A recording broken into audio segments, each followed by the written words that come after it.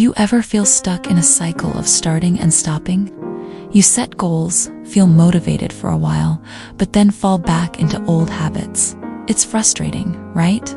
But what if the key to self-improvement isn't about doing more, it's about doing less, but consistently? We all want a better life, more success, better health, greater productivity, but we often overcomplicate the process. We chase shortcuts, search for hacks, and expect overnight results. And when things don't change instantly, we give up. The problem isn't our desire to improve, it's our lack of consistency. So, how do we fix this? Keep it simple. Know your why before you try to build new habits. Ask yourself, why do I want this?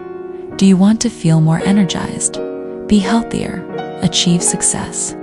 Your reason is what keeps you going when motivation fades. A strong why fuels lasting change. Start small, forget about drastic changes. You don't need to work out for 2 hours or read 50 pages a day. Just start with 10 minutes of exercise, 5 minutes of meditation, or 10 pages of reading.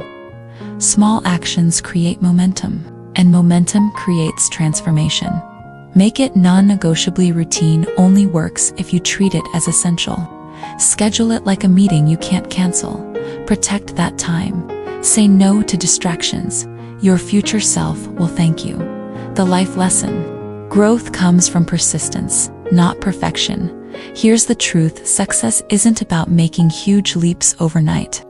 It's about showing up every single day, even when you don't feel like it.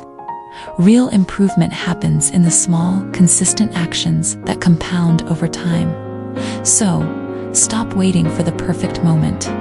Take one small step today, then another. Tomorrow, keep going. One day you'll look back and realize those tiny efforts, they changed everything. Now, are you ready to stop overthinking and start improving? Your journey starts today.